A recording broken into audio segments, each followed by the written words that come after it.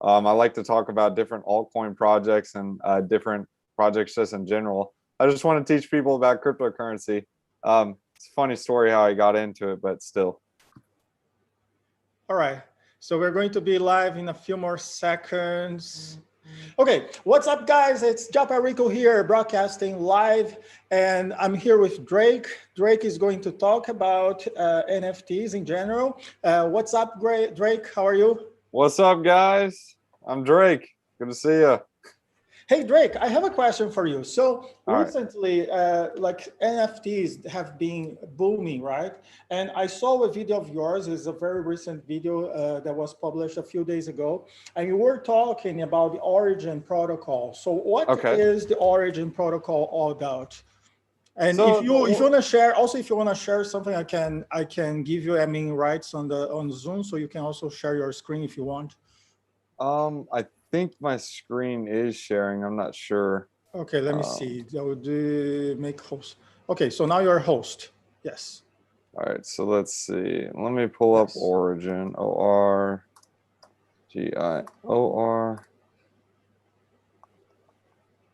Protocol. All right, so first off, I think, okay, so I'm host, so let's see, share screen. So I hit screen share, and I think desktop, so let's see if this is right. Oh, I think I did something weird. Cool. You can see I can see, yes, I can see it. Okay. Yeah, no problem. All right, so here, let's go ahead and show you Origin protocol. So really, it's nothing, it doesn't have something that's a game, I mean, it is an interesting protocol. There are others like it. They have another one called Sharing. I'm not sure if you've heard about it, but they have a similar product. I'll just show you guys their token so you guys can see it. SHR, Share token. This is another similar one. Tencent it's not partnered with them, but they're somewhat working with them. It was more so when coronavirus took off, people were thinking about like a digital identity and whatnot, and Sharing was going to incorporate with that. But the reason why Origin protocol is a little bit different is they actually were the first ones to innovate with music on the blockchain. So for music as an NFT. So first you had NFTs. Sure, like you heard about the Beeple selling for 69 million and several other NFTs selling for crazy prices. But the reason why this is different is it allows the musician to be able to sell their own product, well, their music, and instead of having it being paid to like Dr. Dre, who contracts all these musicians, and he gets like 95% of what they make. Yeah. So really the guy who's making the money is the one who just organizes where all the, I guess, concerts are made or where they're going to be releasing their music and albums. So this allows the musician to now take control and sell their own music. They get royalties on it every time it's sold, every time someone uses it. And this is why Origin is somewhat having a first mover advantage, because now so would you say that Origin, it's something that uses NFTs for specifically for music artists? So Origin, yes, they are taking that on now. And you can even see right here, interested in running an NFT sale. Well, yes. So now that the NFT craze came out, this is what they're doing. So what Origin, I don't know if you guys have a Craigslist out there. Do you know what Craigslist is? Yeah, it's a place where you can sell a lot of things, right? So it's the same thing. It's similar to this, but it's like Facebook. So this was like a peer-to-peer, like you can see like they're selling cars right here. There's a person-to-person, but instead it's like Craigslist or Airbnb. You can like rent out stuff with it, but it's the same thing with NFTs. It's a peer-to-peer marketplace. So it's getting rid of that Amazon. It's getting rid of that eBay, because when you sell on that platform, they're taking a cut. However, with Origin, it's basically connecting you with the consumer. Same thing like Facebook Marketplace. And that's what it's doing in it. And they brought on NFTs because they're already dealing with the peer-to-peer. And that's what NFTs are. It's really just peer-to-peer. So now with the musician, they were able to partner with one, and it was DJ3 or DK3. I can't remember what it was called. I'm not into music a bunch, but I do know like it's much needed because I know they're way undercut. Do you know what the musician was called? It was DK3 or DL3. Something like that, right? Yes. Yeah, yeah. So basically, what's going to happen is other people like Taylor Swift or Miley Cyrus. I don't know a lot of musicians. Justin Bieber.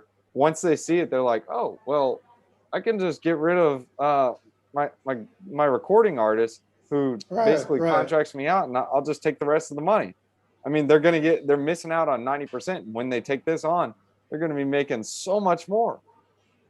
So once they But see then that, okay, so you said, as you say, right? If you go to like Greg List or other websites, they take their cut, right?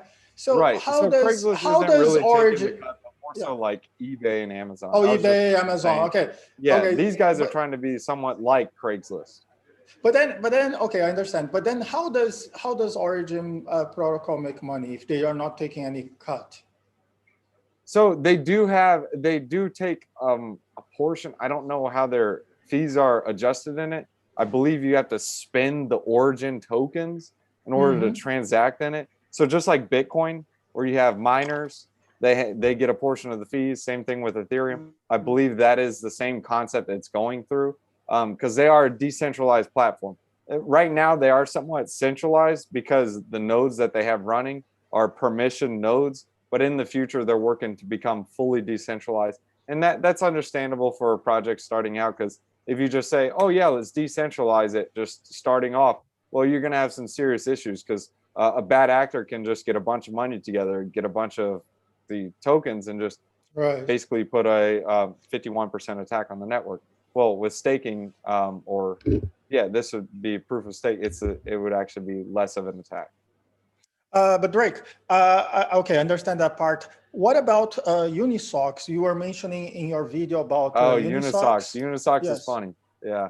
They actually have another one that's called Finance Socks or something like that. Let me see if I can pull it up. Have you ever heard of Unisocks? No, I haven't until I saw your video. So I don't Yeah, even, yeah. so I'm going to show you how to do it. So go to Uniswap. Uh, Where is it? It's somewhere on here. Let me just go to Uniswap. I think it might be on Uniswap itself. But basically, they have like 50 tokens, or not 50 tokens, or I can't even remember how many they had. I didn't buy any there. Maybe these are in the way. Maybe I can just find it on Google. But yeah, Unisocks are really cool, man. It's like but one of those things Uniswap where it's is a cryptocurrency, right? So it's not an NFT, right? no.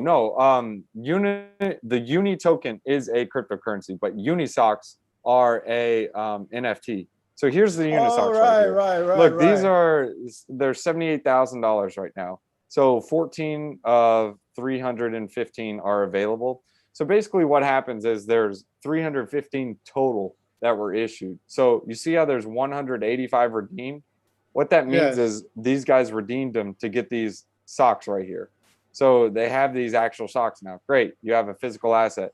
So what Uniswap was trying to do was bridge the physical world with the digital world to Right, right.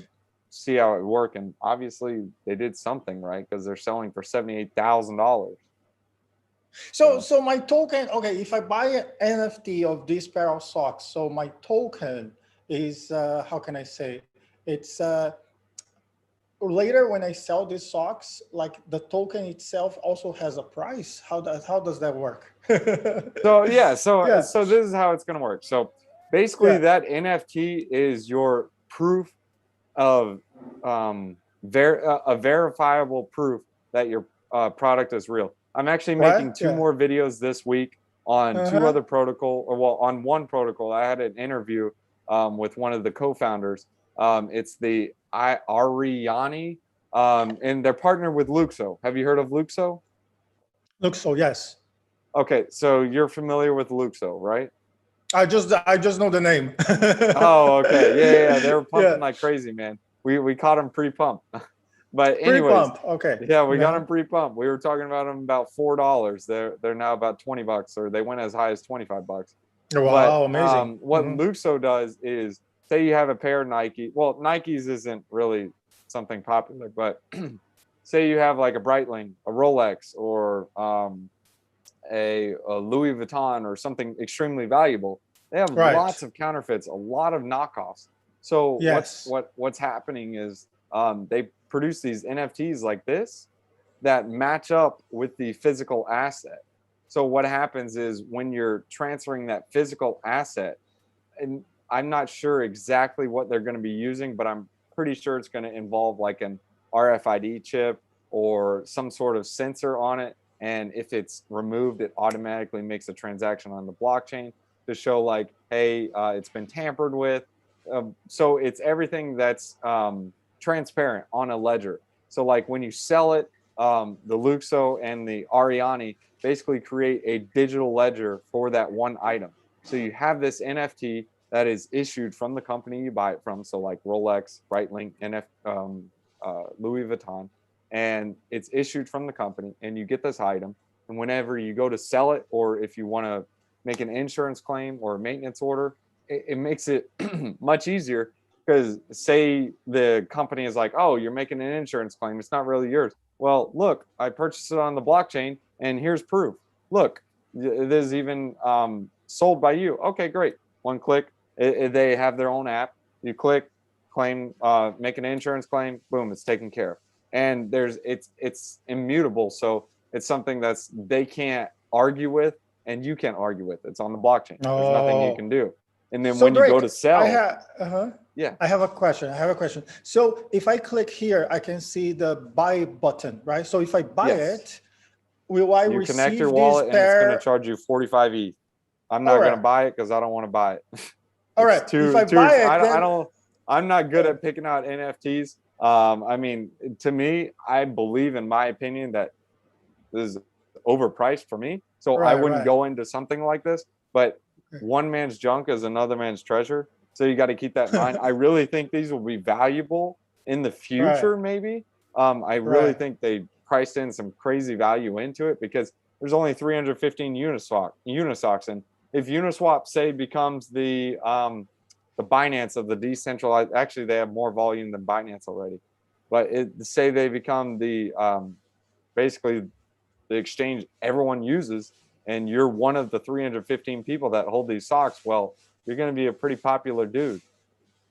Yeah, I understand. But then, okay, let's say if I click on this buy button, so Okay. what happens? Do I receive this physical socks plus No, the that'll NFT, go in right? your Or wallet. You'll have the digital NFT, and you see this redeem. oh, These okay. are So the the fee. redeem ones. So Right, in your right. wallet, you can actually redeem them. So there will be a button on it. Look right here. See how it says Uh-huh. redeem? Redeem. And Yes. it's in your wallet, and you have that token. You hit redeem. You pay the Yes. ETH gas fee, and you get the socks. I'm sure it'll be Oh, mailed to right, you. right. I don't know the exact details on that, but I've heard and I've already seen on Twitter pages and so on. People say, "Yeah, I just got my Unisocks. Good for you." But But once you do that, your uh, NFT is going to be marked, and it says, "Oh, hey, these have already been redeemed." oh no, okay. So it's either one or the other. I thought it was Yes. two. Oh, No. so So if I once you redeem it, it'll say these are redeemed. So if you wow. want to keep the value, in my opinion, I would leave them unredeemed. But hey, who knows? Because I mean, worst case scenario, you Uh, can always redeem it uh. in the future. Because once I redeem it, so I'll lose the NFT, right? So then how can I No, prove that? you'll Oh, still have the NFT oh, for Unisocks at least for all Unisocks. right. Because I was So thinking you'll if still I, have it. how can I prove that my socks are still the original ones, right? Like, mm, Right. So what happens is, so right now, say you have the NFT. This is what I read on their articles. You have a Unisocks that's unclaimed, and then you have one that's claimed. So once you claim it, you'll basically just have the NFT that says claimed Unisocks, and then there's also ones that say unclaimed Unisocks. I think so do this you, shows the uh, yeah. Drake, do you think eventually, so the ones that are claimed will have a less value than the ones that haven't been claimed yet? Or they'll keep the same value? I wish I could tell you, my man. I don't do any price predictions. I don't predict any of it because I mean, who knows? What if Uniswap isn't valuable? What if there becomes another exchange that comes out of nowhere and takes the market share? Well, then theoretically, these Uniswap stocks would be worth nothing. Because you know, So you got to factor that in. yeah, I was thinking if you already claimed, right? So you redeemed, right? So once Right. you have redeemed, you get the actual product. But then because the product is being sent to you, right? Maybe you damage it, or I don't know, like it gets wet, like it rains, or like right? You wear the socks. So many things can happen, right? While if you Oh, don't of redeem course. the product, right? So at least we have a guarantee that the product is still with Uniswap, right? Of course. So yeah, so I thought eventually the price will change for the ones who have already been redeemed, right? Will be lower probably, right? I don't know. Just Hey, I don't my, I don't know. yeah. It's almost like that one thing. It's you can't have everything. It's like the blockchain trilemma or scalability not scalability. It's the yeah, it's the blockchain trilemma. Mhm. So you have that factor. So yeah, you can redeem it. Yeah, you have the socks, awesome. But then you can also factor in like, okay, well, now you have this redeemed sock or this redeemed NFT. You still have the actual NFT itself, it says redeemed instead of unredeemed socks. So it still has that collector value like, hey, look, I have a unredeemed Unisocks card. So there's 500 cards in general. You can see there's 185 redeemed. So there's only 350, well, I'm sorry, 315 that are unredeemed socks that you can still purchase. So you can factor that in. Yeah, it may have more value, but you can also factor in like what I was saying earlier. What if Uniswap shuts down? Well, those people who redeem their socks, they got those socks. Maybe they're collectible in the real world. I don't know. I mean, there could always be a black swan event. Um, I mean, I can't tell the future. I can't tell what's going to happen. For example, XRP. Everyone thought XRP was a bomb. I didn't like it because it was Yeah, because very centralized. it's It was centralized, very right? centralized. Yeah. I don't like Hmm. anything that's centralized. Me I'm neither. I don't heavily like either. against it. Hmm. That's why I came into cryptocurrency. One day I was trying to withdraw funds at a bank, and I wasn't even trying to withdraw a bunch at all. And I had plenty of Uh-huh. funds to cover it. And the bank was like trying to get all the information they had on me. And I was like, guys, you know me. I set up my bank account with you 3 years ago. You're the same people that worked here. Please just give me my money so I can go pay my employee. And it Right, was right. like a whole 2 hour process. And at that point, I was just like, I'm done with this. Uh, this isn't right. Is it Yeah. really your money when you have it in a bank? I don't think so. I remember that a few years ago, XRP reached $3 per coin, right? It was really high, and a lot of people went in, and then it's out of a sudden it dropped so much, Yeah, and it never went back to $3. So yeah, I think that's that's how it always happens, works, right? man. Once it goes screaming high, you think it's going to keep going higher. So you buy right at the top and then you lose your shirt. And then you never buy when it goes lower, even when it's a good project. That's when I stuff's on remember sale. That's when you many should buy. many people here on my channel, many of my subscribers, they bought at $3 per coin. I thought they were crazy, but it was the highest price ever for that coin. Oh, yeah.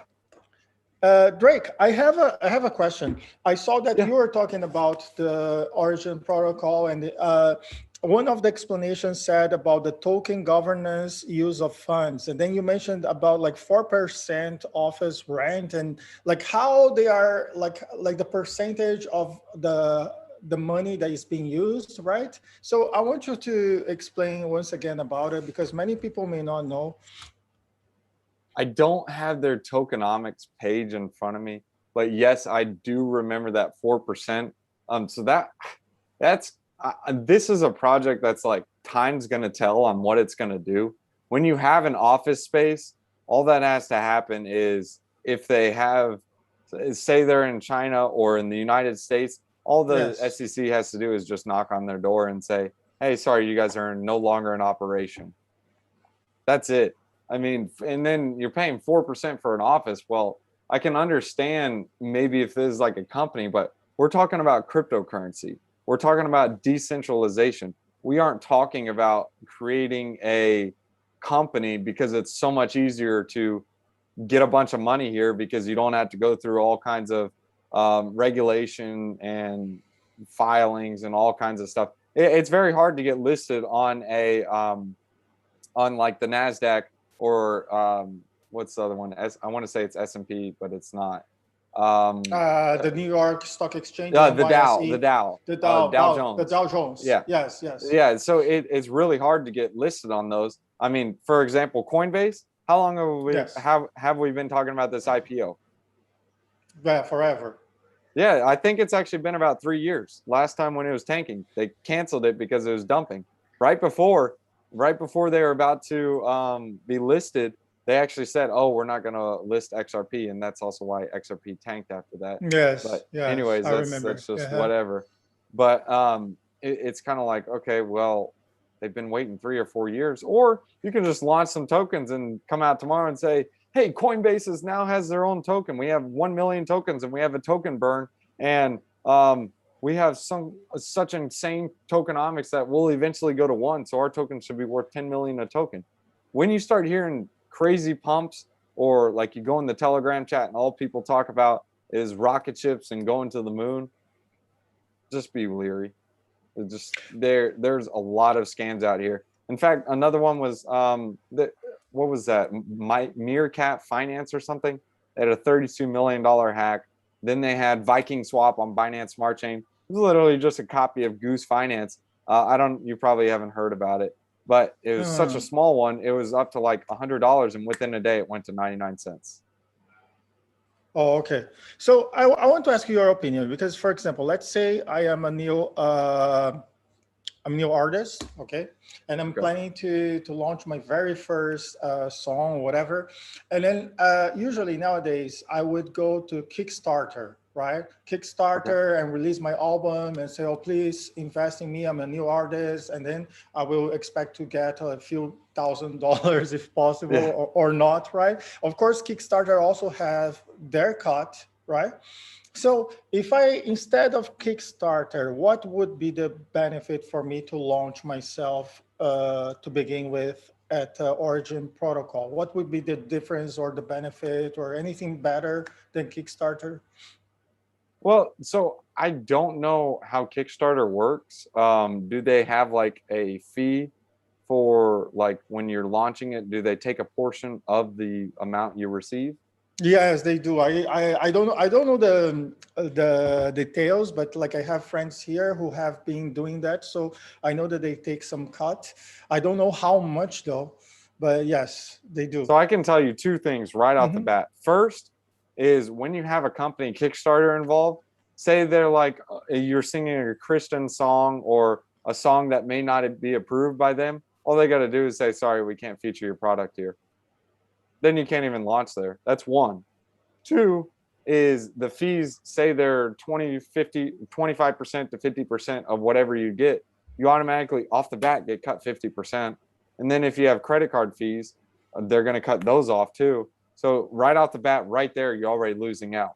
However, with Origin Protocol, you're going to be getting all those, whatever it sells for. So say you sell an album for $10, you pay the gas fee or pay in the Origin tokens to make that contract go through, and you get the like say you're selling it for $50 and someone else sees it there, they pay their gas fee, you get your $50, they get their item, and maybe you can even set it up like I know on Rarible. It's basically, you know what Rarible is? Well, if your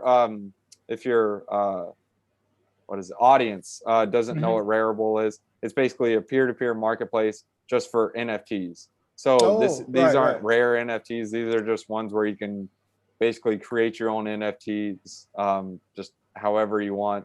You can even set the royalties. So say you want to say, hey, I want a 10% royalty every time this sells. Mark Cuban was doing this. He was basically selling videos of himself. Basically, I can't even remember what he was saying. It might have been just like an NFT video of him just like singing a song that was like 10 seconds long. But what happens is, say he sold it for 1 Ethereum and someone else bought it, and he would get that 1 Ethereum, but he had a 10% royalty on it. So now this person takes their 1 NFT they bought from Cuban and sells it to someone for 10 Ethereum.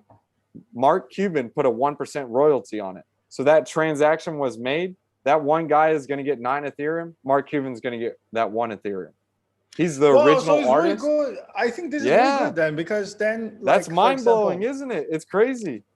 because for example, right, let's say you bought something, right, and then you resell it on Greg List, right?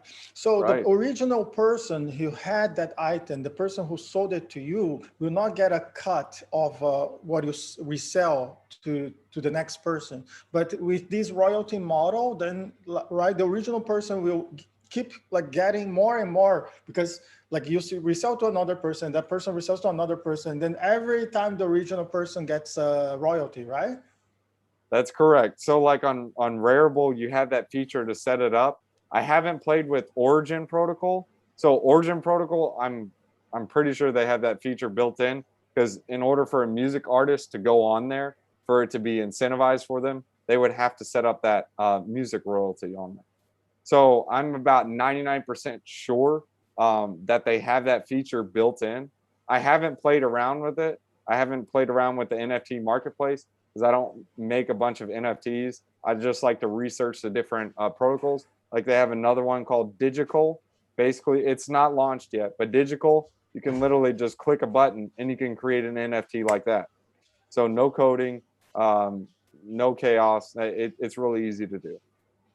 Hey Drake, so do you think is it also possible that, for example, if I'm not the original creator, is it also possible that, for example, the original creator, he put a royalty of 10%, let's say, okay? Okay. And then me as the reseller, can I also put another royalty of 10% Yes, on mine? you can.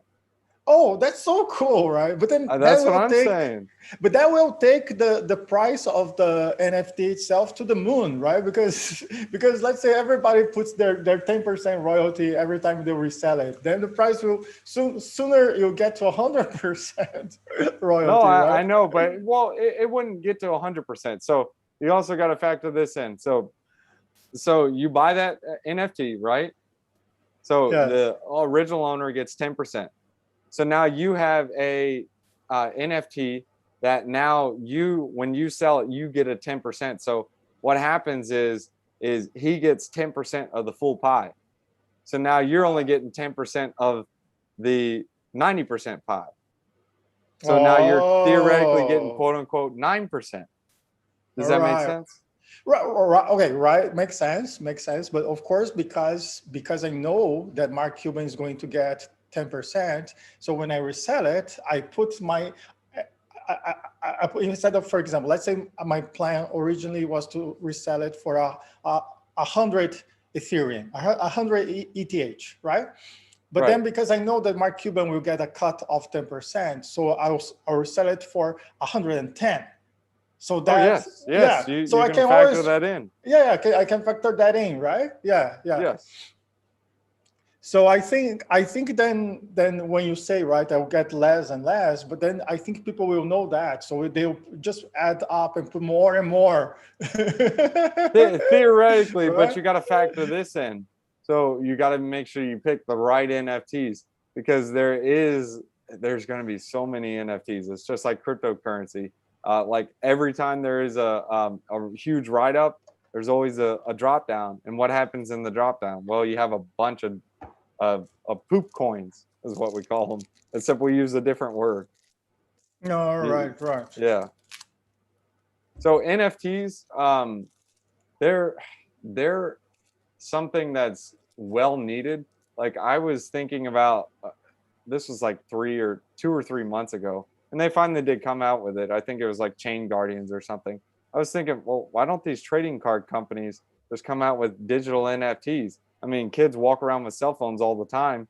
Instead of just carrying around binders full of cards, just carry around a cell phone and show your full collection.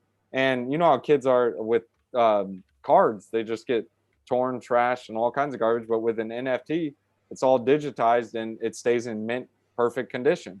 So I was thinking, well, these companies, they can literally just issue NFT assets, and NBA Top Shots came out with something similar to it. So once you have these NFT cards, you can just send them out and say, oh yeah, here's your NFT, or you can buy a pack of cards, or maybe you can just, everything's done online and you just scan a QR code and then you get the NFT. it's going to be saving these trading card companies so much money. They don't have to pay for shipping, don't have to pay for manufacturing, they don't have to pay for labor to make the cards. All they got to do is go on a computer, punch a bunch of junk, and draw around on a screen and create a bunch of cards. That's it. Well, Drake, there's a question for you. One of our viewers is asking if you think the price of XRP will eventually go up if it wins the case against the SEC. There is a case going on, right? A court case. The court case is going on. To me, I'm not going to touch XRP. I wish I could say the price. I wish I could tell you what something was going to do. If I could, I would be throwing all my money into it if I knew it was going up. And if I knew it was going down, I'd be shorting the mess out of it because I don't know what it's going to do. And if someone tells you what they think the price is going to do or what the price is going to do, no one knows. Here's a good example. Yeah. How many price predictions have you heard on Bitcoin? Well, thousands. I mean, I've heard some say go to 0, and then I've heard some say go to 10 million. Yes, that's a huge range. Yes, what's the price going to? Come on, tell me. Right. No but do you invest in Bitcoin as well, or not really? I do hold some Bitcoin. I'm not as bullish on Bitcoin as I am Ethereum. Just being honest with you, Ethereum is my biggest holding. I'm very bullish on Ethereum. In my opinion, I think what's going to happen is these investors, they're going to look at all this Bitcoin they have, and they're going to have a Warren Buffett moment. They're going to just go like this, look down at their Bitcoin and say, wow, I got some Bitcoin, but this guy who has Ethereum, he's all in the DeFi field and he's earning interest on his coins. He's staking, locking them up in contracts and doing crazy stuff with it. And then they may go down the rabbit hole. They'll see Ethereum, they'll see smart contracts. Because with Bitcoin, you have this problem of, I have this Bitcoin and you have this item. Yes, it's used as a store of value, but say you're transacting that store of value to get liquidity to go buy a house. Now you have this problem. Store of value, and you need to go buy this house. Who's going to give up the first item? Is the guy going to give you the house? You get the house, and then you run away with your Bitcoin in your house? Or are you going to give the guy your Bitcoin? He's going to take your Bitcoin and keep his house. Now with Ethereum, a smart contract, you can program it to say, okay, guy puts up his house, guy puts up his digital gold, Bitcoin. Okay, both actions are met, transact, same time. Smart contract. I think, yes, I think Ethereum, because Ethereum is a newer technology, and also because a lot of people and companies, they're making applications using Ethereum, while Bitcoin, because it's old technology, right? And not many people are creating like apps or applications that utilize Bitcoin. There is one. It's called Stacks, if you haven't heard about it. Oh, Stacks, STX. Yes. Yeah, yes. They're basically trying to create like an app store on there, and it's interesting how you can earn Bitcoin as rewards for staking. So that's a really cool concept, but I just don't think Bitcoin is going to be fast enough for it. But hey, time will tell. I can't tell the future. Yeah, that's also another problem, because ETH, Ethereum is much faster than Bitcoin for transactions, right?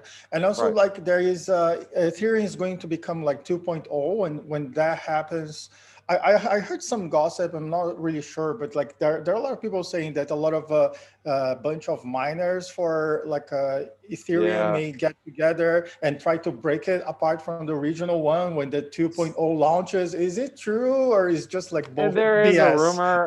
There are a bunch of tweets out there, but you got to factor in this. Okay, so we did have another. I don't know what's going to happen. So, like I said, when you're trading, you don't know what's going to happen. All you can do is predict. And when you predict, you figure out, okay, what's going to be the least risky? If a crypto goes up 10x, is it more risky, or is it more likely that the token is going to go up another 10x and double, or is it going to go down to half and then you lose half your money? Well, it's all probabilities. We don't know. That's what happens with trading. People read charts and no one can say, yeah, it's going to be this price, this date, this time. All they can do is say, hey, it's probably going to be this. So back to your question with the Ethereum attack, this already did happen. Remember, if you remember the DAI hack, we had Ethereum Classic and Ethereum. Wow, a long time ago. Yeah. Yeah, we had one group say, no, we should never roll back the blockchain. Code is law. And this is also where Charles Hodgkinson, he was also one of the guys who was way for Ethereum Classic, because he was like, no, code is law. You should not do this. Well, I'm not saying Charles Hodgkin's bad and all. I'm just telling you, like, this is what happened. So you have Ethereum Classic and Ethereum, and they had the split. So the people who held the original Ethereum, they actually got both tokens. So Yes. worst case scenario, if you're an ETH holder, you are going to get both tokens. So if a fork does happen, I don't know if it's the same on centralized exchanges, because not your keys, not your crypto type of thing. So I don't know. I don't know what's going to happen. But I do know that Ethereum will be okay, in my opinion, as long as there's no black swan event, because everyone's building on Ethereum. Even with all these crazy gas fees, people are still launching on Ethereum, because all the other stuff is junk. Like on Binance Smart Chain, I'm not saying it's junk, but what I'm saying is it's a centralized piece of junk. But anyways, on Binance Smart Chain, they're just stealing everything from Ethereum. Whatever Ethereum makes, Binance just copies the code and pastes it. What do you think PancakeSwap is? It's the same thing as SushiSwap and Uniswap. Same thing. Yes. Oh, and they're just clones, right? They're clones. Yeah, pros and cons. That's for sure. But you also got to look at Binance. I think it was, I can't remember when it was. I think it was like 4 or 5 days ago. The Binance Smart Chain was like having some issues or something. I can't remember what happened with it, but I can tell you this. I do remember this. CZ was being basically by the SEC on this weekend. He was saying, hey, look, you shouldn't be doing this. You're allowing leverage trading to US citizens. Well, what's going to happen when Binance shuts down? What's going to happen to the Binance Smart Chain? They run most of the nodes. The nodes are going to shut down. They can't run them. Right. So, recently there is being a talk here in Hong Kong. They say, wow, the price of electricity, it's not very cheap here actually, but because the price of Ethereum is about $1,800 US per coin, right? That would be meaningful for mining. And what do you think of mining nowadays? Is it still, because like coins like Bitcoin, Ethereum, the major ones have been soaring, right? It's really expensive now. So would they be meaningful to mine? Are you interested in mining or not really? I'm very interested in mining, but it's I kind of missed the boat on it. I mean, you can mine smaller coins, but so what happens is this. So as more miners pile in, like for Bitcoin, I wouldn't recommend Ethereum. I mean, I know you'd be making bank with the transaction fees, but they're going to ETH 2.0. So basically your grave is already written with your name on it if you're starting to mine. However, with Bitcoin, you can run up a rig, start it, but you're going to be competing with some big players. And what happens is the more people bring on more mines and more machines, it just becomes that much harder to mine in Bitcoin, because it's a SHA-256 algorithm. And when more people mine, the algorithm becomes harder to solve. So the Bitcoin equation is adaptive. So as more comes on the network, the harder it is. As less, it becomes easier. So, and also because periodically, also for not only Bitcoin but also Ethereum, they have that thing that's called halving. So they may like half, right? Like halving. Ethereum doesn't do a halving. Oh, Bitcoin doesn't have it. Okay. Oh, no, okay. Ethereum has a steady inflation rate of like 2%, I believe. So with the Ethereum inflation rate, the reason why they're saying it may be deflationary with EIP 1559, which means in Ethereum Improvement Proposal number 1559, what it means is they're going to be implementing a base fee. Do you know what EIP 1559 is about? No, never. I don't know it. I don't know it at all. Okay. So there will be a fee that people have to pay? No. So what happens is right now we have an auction transaction fee. So what happens is whoever pays the highest price gets theirs through first. So what EIP 1559 is going to do is basically, I did a video on my channel as well. You'll have a block that's like this size, and it's always going to fill up half full to where the base fee is. So it's a fluctuating base fee. So say the base fee is 50, $50 a transaction, or let's just say 500 gwei, to basically get a transaction through. So this box, or this transaction block, is never going to be full. So that is the whole point of the base fee. So once it starts filling up, getting like 90-95% of transactions, constantly filling it, the base fee will raise to where it's now going to be 50% again. And you can only raise it so much, because eventually when the base fee gets so high, people don't want to pay it, so they stop using this transaction, which automatically brings it back down again. People start using it, and then the base fee goes up. So it's it moves and it adjusts accordingly. Adaptive. But the reason why the base fee is important is because that base fee does not go to the miner now. When that base fee is used, so the base fee is not the same as the mining fee, like completely different things. Correct. So the base fee is just a fee you're gonna have to pay for the transaction. So it's just going to be the automatic transaction. Like normally you can do low, average, or fast on a transaction, but now it's just always going to be base fee. You can tip the miner if you want, but there's no point in doing it, because you're just going to pay the base fee. It's going to go out in the next block, guaranteed. That's it. So it's going to make transactions faster, but they are going to have a base fee implemented. So you can't do a lower price, or you can't do, obviously you can tip it if you wanted to make it go like maybe a second faster, but it's always going to be in the next block. So the base fee is going to be burned. And the reason why this is possibly deflationary for Ethereum is you have a steady 3% inflation rate. But that base fee, the more people that are using Ethereum, the more base fees that are going to be spent. That base fee does not go to the miner, only the tips do. The base fee is going to be burned forever. So the base fee goes back to the network, to the blockchain? It's just burned, gone. All right. It goes to a black hole address, gone. No one can touch it. Just like there's some wallets on Bitcoin that the tokens can't be touched. So theoretically, there's less than 21 million Bitcoins. I know that for sure. Oh, because I've lost some. Okay, now I understand what you mean. Yeah, now I understand.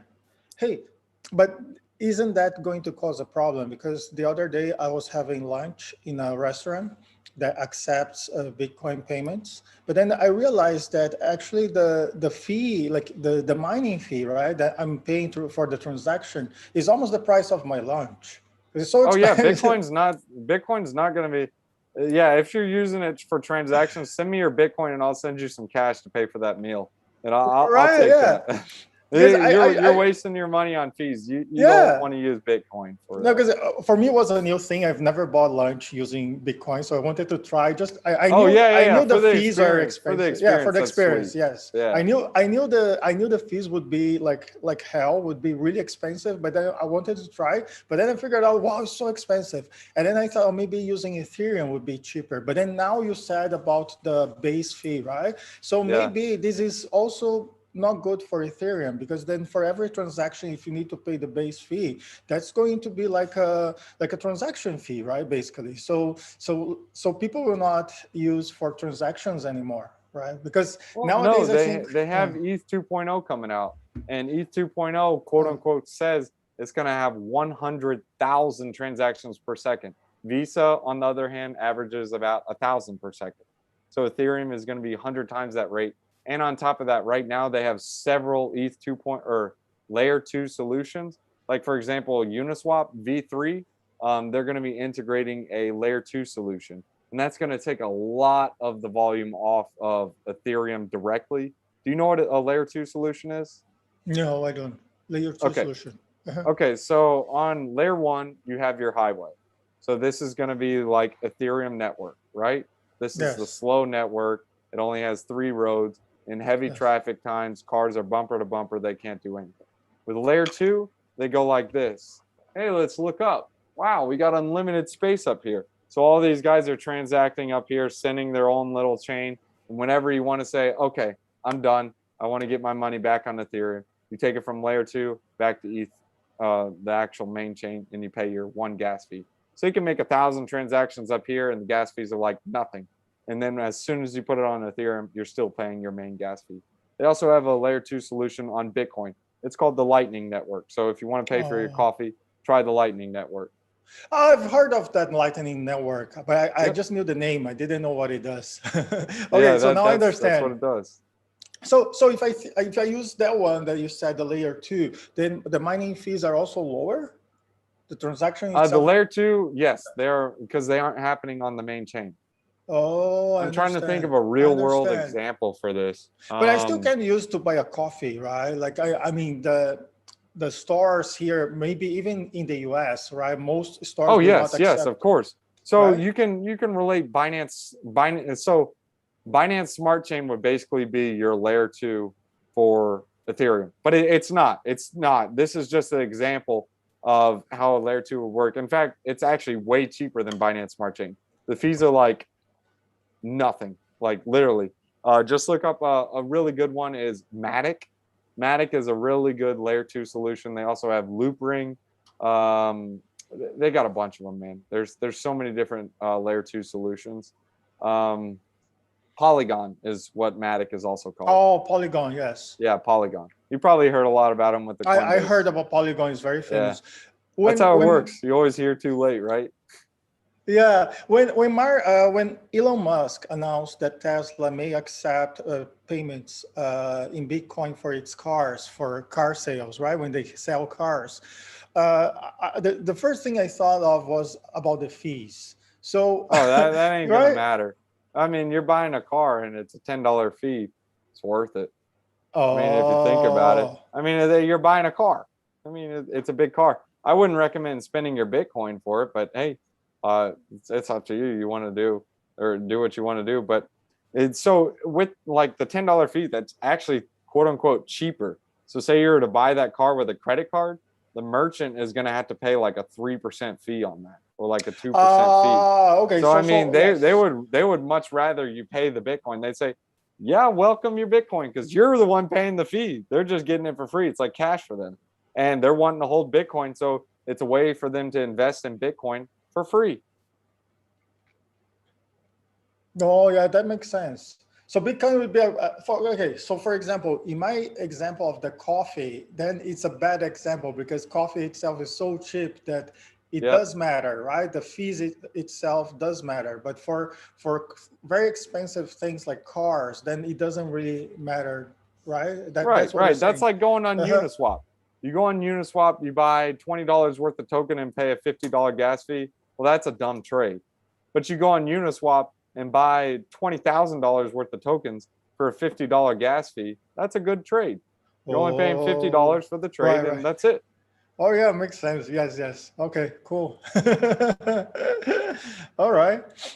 So do you think eventually even Amazon will accept Bitcoins or Ethereum or other cryptocurrencies as payments for their books, their products, They or would be not dumb really? not to, in my opinion, because as more people get cryptocurrency, especially with PayPal, people can't Hmm. take custody of their coins.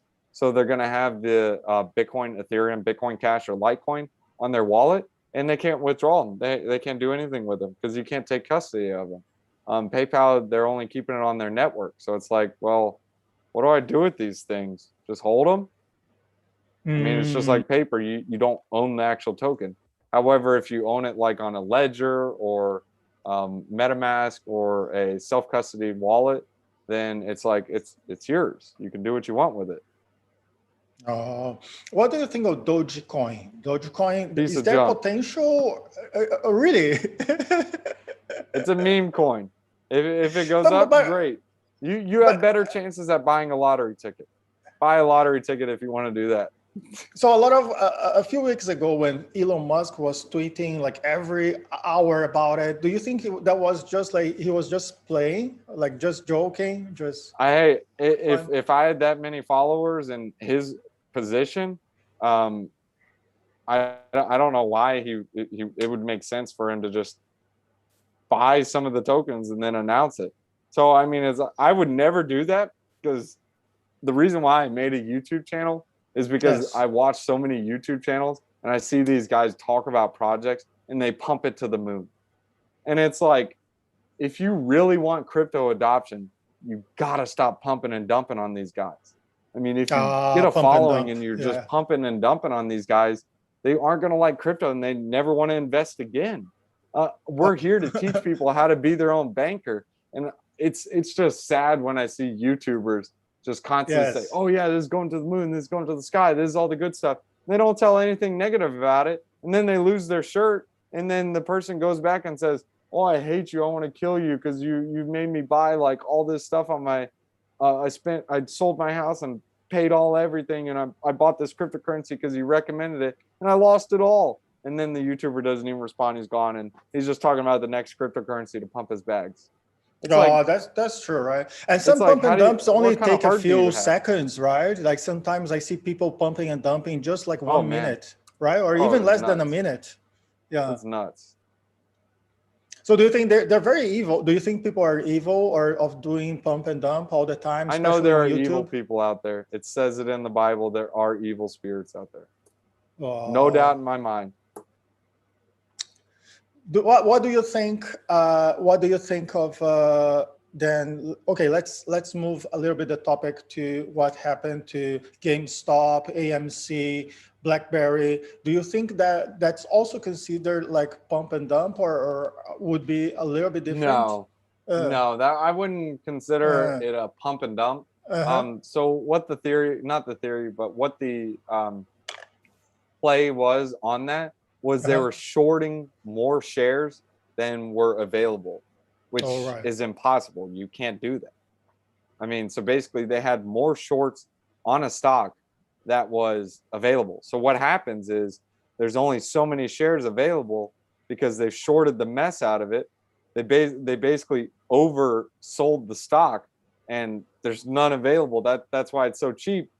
So what happens is they buy all these shares on the one side, causes the price to go up. All these people who short it, they have to buy it back because they already sold it at one point in time. So say it goes to 40 bucks. These guys over here are shorting it, are getting nervous. So they're like, oh, we better buy it now. So they buy it. So now they're buying it. These guys are buying it. Now it's 60 bucks. Now you got another tier like Snap. It's growing like crazy. So now they're buying it. These guys are buying it. These guys are buying it. Now it's screaming to 200 bucks. And now everyone's like, oh, great. We got so many shorts. We need to buy as much as we can because this is going to $10,000. And then everyone buys it and it just screams. Okay, so And you're saying the then evil ones are actually those huge firms that shorted too much, did the short squeeze like too much. So they are the I mean, I can't call them evil. uh-huh, But uh-huh. what I can say is they're manipulating. That's All not right, right. right, It, right, it right. shouldn't be. You shouldn't be able to do that. I mean, it's ridiculous. You shouldn't be able to do that. I was very I, surprised that out of a sudden Robinhood halted the transactions, right? They stopped for a while. They said, okay, so for a while you guys cannot trade these stocks, the AMC, BlackBerry, and I'm not GameStop. You surprised at can, all. right? And then later they came up and said, oh, it was our mistake, and you guys can do it again. But then I think, how can I say, how can they out of a sudden like prevent their own customers of placing orders? I think. Not Uh, surprised at all, man. Really? Not surprised at all. When it comes to money, they'll do anything for the money. So Right, if you got a bunch right. of investors who are invested in your company and they're Uh-huh. like, you better shut down that trading or we're pulling our wallets from you. What do? But We that got you. We got you. We got you, sir. We'll take care of it. Sorry, guys, you can't trade anymore. Thanks. Thank you, but sir. that They should keep their be job all and then right. they're gone. That's all you can do. I mean, that's it. I think that's really, how can I say, dirty. It's dirty practice because right, Thank that shouldn't you. even be allowed, right? Thank you. That's the issue. That's why I don't like centralization. That's why the very first thing anyone who talks Uh, about a cryptocurrency, first off, on our Telegram chat, we actually have a Telegram chat, is Drake mm-hmm, on Digital. mm-hmm. We're the Digi Squad. If you join in on the Telegram chat and you shill a coin, you have to tell us what's the alpha on it, basically what's the good and bad about it. Make a breakdown. You cannot come in there. If you shill a coin, I'm just going to respawn with questions saying, what's so special about it? What's it got going for it? Why is it a game changer? And then after Yes. we figure out those things, you go on Etherscan or whatever blockchain it is on, or on their white paper. Is it decentralized? Are all the tokens held by one holder, or is it 1,000 different holders or 20,000 different holders? If it's by one holder, no thanks, I'm out immediately. Because what happens Oh, is I see. that one holder, if they got it in at a cheaper price and they get a wild hair up their buns, they're like, ah, I'm going to go ahead and sell. Then they just sell out. What happens to you? You're roasted. Or say the SEC comes knocking on their door. Hey, you own all these tokens. You sold tokens to United States citizens. Sorry. Here's a good example. Let me show you DMM governance. But I imagine a lot of scammers eventually join your Telegram trying to pump and dump. Like, what happens when you found like those scammers? Do you, of course, do you cut them immediately? You block them immediately. I don't block them, but I say, hey, please don't show coins. We don't want that here. Please leave. So if they don't leave, I'll kick them out. But if they leave, that's fine. That's it. Here's a good example of a pump and dump. So this is DMM governance. So what happened here? This was a protocol. You can see on the chart now. What happened is they were going steady. They were doing their thing, whatever. And this was a very centralized coin. So they got word, okay, the SEC is going to inquire about us, figure out what's going on. So they pumped their coin up. They pumped it up to about 60 or 59 cents. It was about 60 cents that one day. You can't see it on here because the chart's too small. So what happened is they automatically just released a notice and said, sorry, SEC is inquiring. We're shutting down all operations. Immediately dropped down to 6 cents. Oh, no. So you go on their website. This is a centralized token. DMM is ceasing operations. Oh, my God. So bad. Do you see what I'm saying? The very first thing but this look is at is pump and dump, right? Well, definitely. That's a pump and dump. Here you can go on Etherscan. Let's see the holders. Look, 40%, 25, 25. Oh my God. Oh my God. Not 25, but 40, 10, 10. And it was more than this because the main holders, they already dumped it. They dumped it on everyone. Oh my God. So and now this is worthless then. Yeah. Oh my God. Wow. Yeah, we'll give them a dislike today. Wow. And this thing of pump and dump happens, I think, like thousands of times. All the time. Every day, right? Yeah. Let me show you another one. Yes. Viking. Because nowadays we have what almost 10,000 different cryptocurrencies, right? I think. Look at this. Tell me how healthy this chart is. Oh my God. Look, almost zero. Oh my God. This is as high as $80. Yeah. Wow, I from think the other one is $80 to Meerkat. zero. That's crazy. It's corrupt, man. I think it's Oh, Viking Swap. I've heard of this Viking Swap before. Yeah. Yeah. I don't remember what the Meerkat Finance one was. This one wasn't a pump and dump. What was it called? I think it was Kebab. Oh, yeah, Kebab token, right? Yeah, these are all just copies. So what happens is you got these guys going way up here, dump, and then they try to get another pump in there, and then they're worth nothing. What happens is it leaves all these bag holders up here and leaves them in the wind. They're roasted. Nothing. They can't do anything. Wow, so bad. Wow. I mean, this one's a little different because I wouldn't say it's like centralized, but it's a farming token. So all the people who got in early, which is quote unquote the whales or centralized amount of people, they get a bunch of tokens farmed and they just sell it and dump it. They got their money, so they leave. Wow. Yeah, Kebab token. I've heard about it before. Yes. See, you heard about it. It's because some YouTuber or some random person was pumping it to you. I'm really mad about it. Like, there are so many YouTubers that pump junk, and here's a good example. This is a good project too. This is Frontier. You can't even see it on this chart. You probably heard BitBoy pump it, right? I've heard of Frontier before, yes. We were talking about this coin when it was about 70 cents or 50 cents on my channel. Wow. And then BitBoy comes out with it and it shoots up to $8. It only shows $4 here. But on that day, it literally went up to $8. I was watching it because I held the token and I was like, what is going on with this? I went on YouTube. Did you sell it? Did you sell it then? I did sell some, but I sold some down here. I sold some at 350 it was about 350. And I was like, well, hey, I don't care. I bought it at 50 cents. I still own my free shares because I was very bullish on the project. It's needed. But BitBoy, he pumped the mess out of it. And these guys are buying up here at $8. And now they're sitting down here at $3 or $2.50. They're never going to buy another crypto again. Yeah. As soon as this hits $8, they're going to sell and leave. Yeah, definitely. They're going to take the bank and have their lesson learned. And it's that's right. Garbage. Like garbage, yes. Wow. Yeah, so it was nice talking to you. I think we've been talking for almost an hour. Yeah, uh, sorry about that. Thank you. No, it's okay. It's good. It's good. Like I had a lot of fun. I didn't know much about the world of NFTs, and thanks so much for teaching us. And guys, if for those who are watching us live, if you want to access Drake's channel, it's called Drake on Digital. I'm going to leave the link on the comment section below so that you can easily access his channel. Thanks again, once again, for participating, Drake, and I see you next time. Thank Yes, you. sir. Yeah, Thank you. bye, bye. Bye. Bye.